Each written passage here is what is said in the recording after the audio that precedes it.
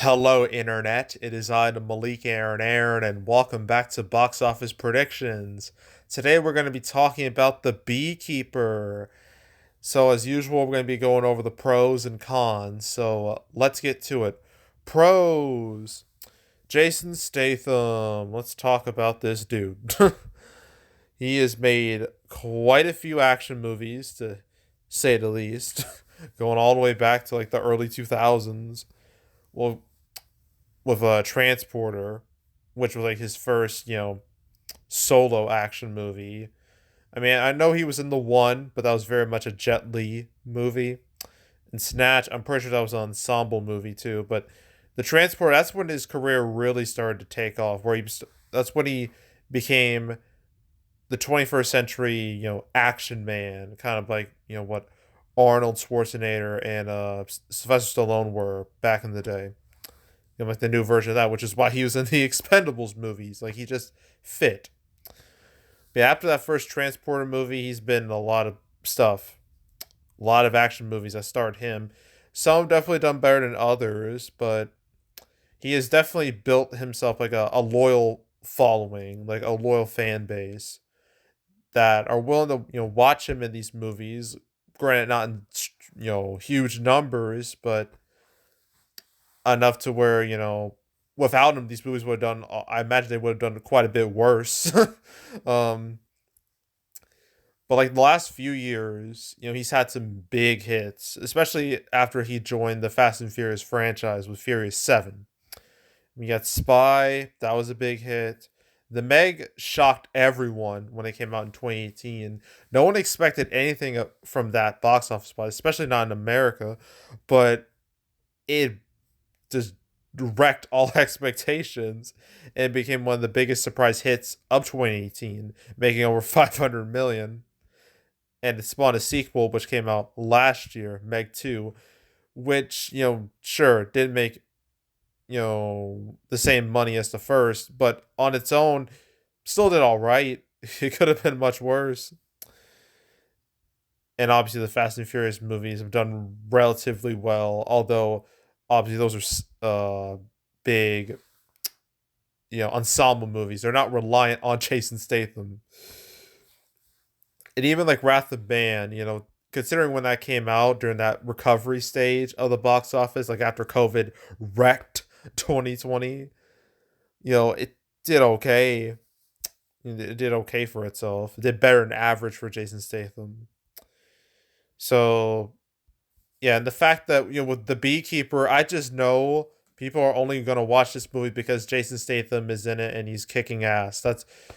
I mean, that fact alone, I have to label that as a pro because Jason Statham is clearly the draw here.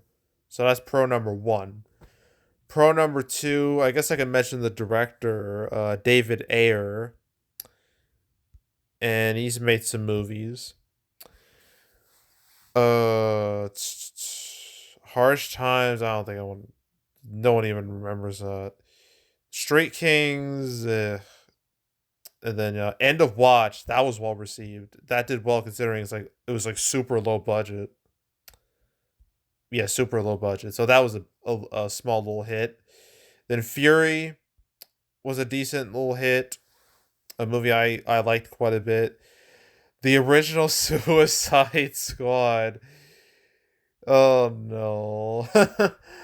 Oh no. I mean, sure, say what you want about the movie, and there's a lot to say about it, a lot of negative things to say, but you can't deny that it made a lot of money thanks to a really, really strong marketing campaign. Probably one of the best I've ever seen for a big movie. It opened big, of like, I think it was 133 million. Let's look. 133 million, which is the biggest opening ever for August. I'm not sure if that'll ever be topped. Honestly, I don't know when that'll ever be, dethroned. But it made 300 million domestically, over 700 million worldwide. Can't call that a flop, even though like critically it was a total disaster. But box office wise, it made a lot of cash. And I can't talk about Bright because that was a Netflix movie. And Tax Collector, that came out when like no one was going to the theater, so I can't talk about that either. But David Ayer, I mean, he has some hits under his belt.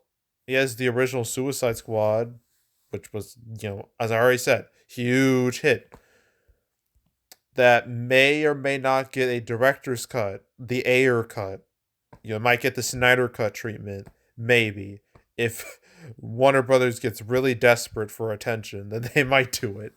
But um yeah, I guess David Ayer, I guess I would label him as a pro, I guess, a small pro, really, but his track record isn't the worst. So that's all I'm going to say about that.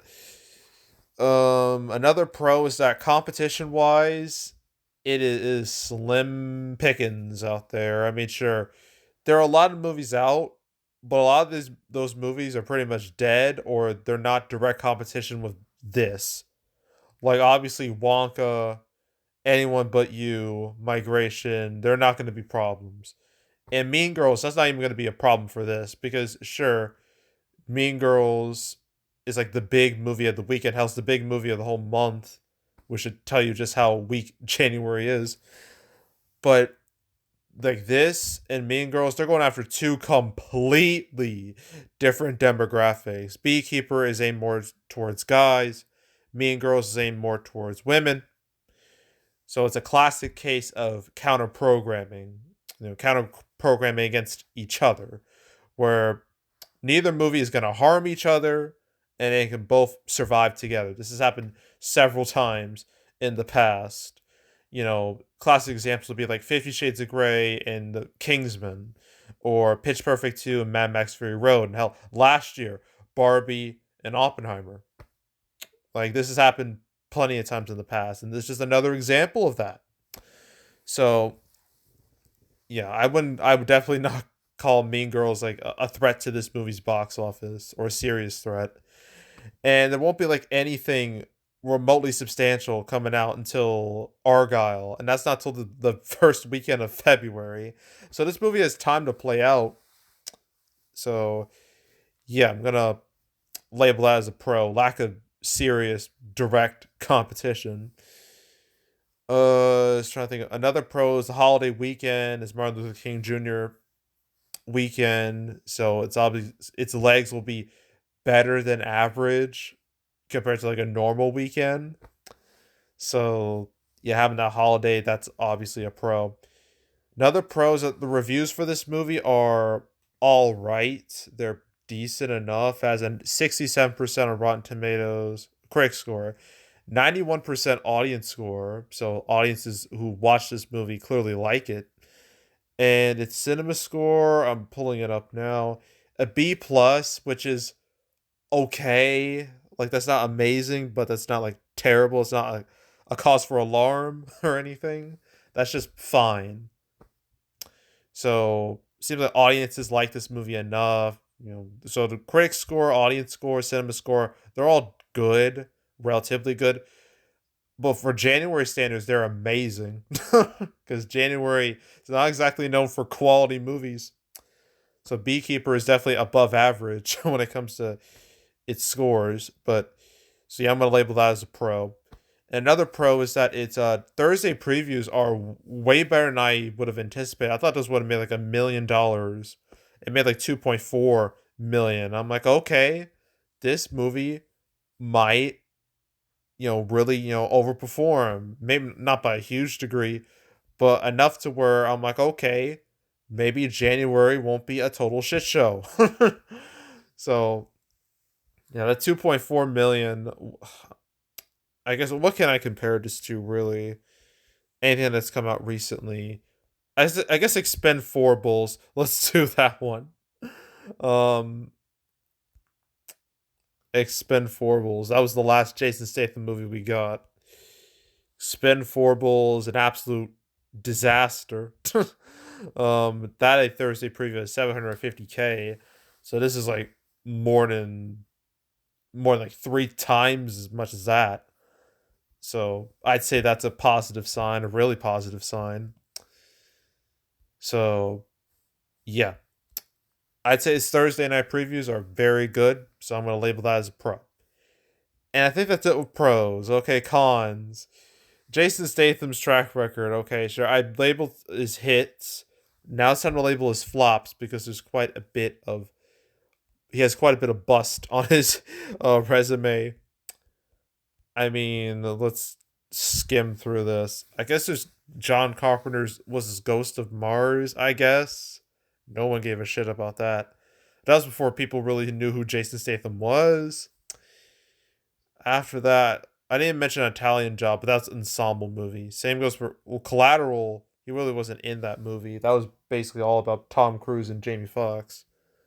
Cellular, no one. I guess that did okay. No one really talks about it. Like, well, that didn't really do okay. It probably did better in home media. That's where Jason Statham movies thrive on the home media market, like with DVD and Blu-ray. That's where they thrive, truly. But War didn't do too hot, I don't think. Yeah, it didn't do too hot. Oh, In the Name of the King, this train wreck from Uwe Boll, if anyone you even remember who he is. If you don't, good. That name deserves to be forgotten. But yeah, Uwe Boll's made some absolute garbage. Some of the worst movies ever made. Based a lot of video game movies that are some of the worst ever conceived, and this happens to be one of them.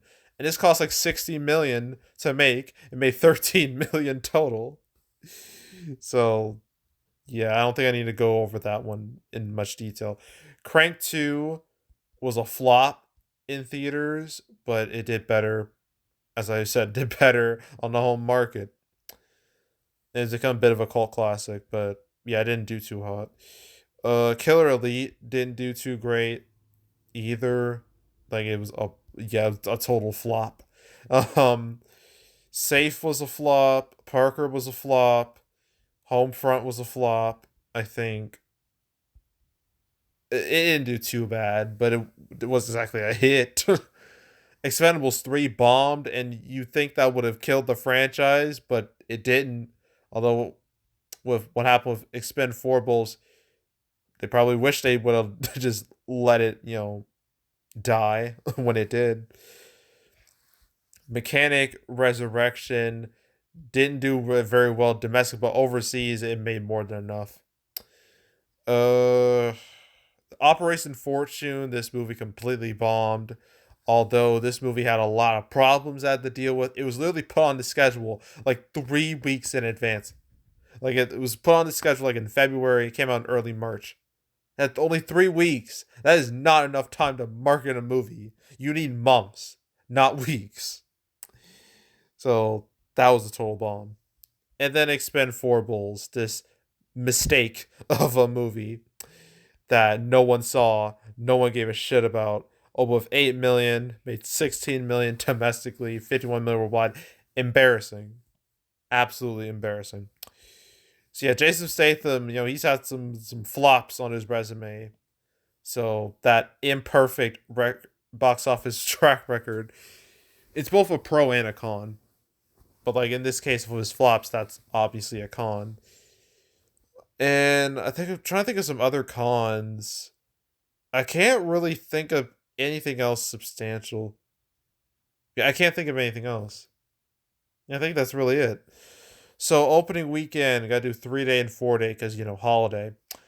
Um, Originally I was thinking, I was wondering if this would even make double digits, but with those preview numbers, yeah, this is definitely making double digits. But could it hit 20 million? That's possible, but I'm not too sure. I'm gonna say maybe 18 to 20 million. I'm gonna say that 18 to 20 million for 3 day and 4 day, maybe like 20 to 25 million. And its total, its legs should be all right. Realistically, it might have a little bit of front loading, but it should be able to like survive after that. Maybe like I don't know, 40, 50 million, probably. Maybe 60 million if it's real lucky. I'm going to go with 45 to 55 million. I'm going with that for its final total. And that's it. So that's it for the Beekeeper. We got three more movies to discuss. We got Book of Clarence, we got Mean Girls, and we got Soul. So stay tuned for those.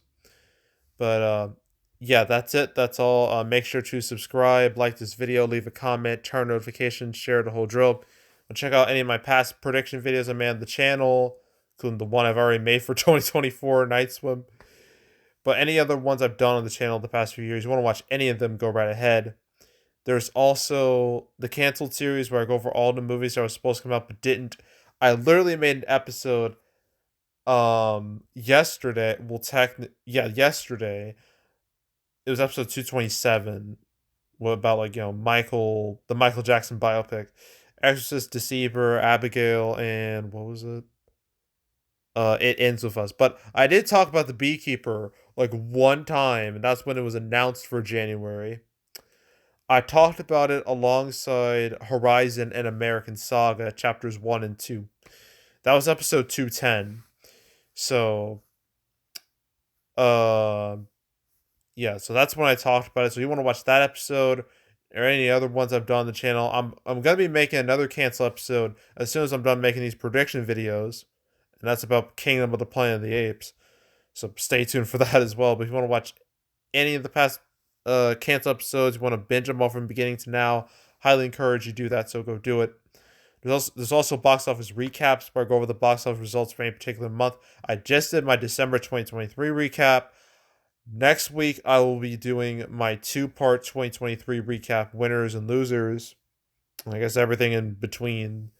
But with those, I'm going to be only covering like the big movies, the big winners, the big losers. I'm not going to cover every single movie because that's going to take hours, and I don't got time for that.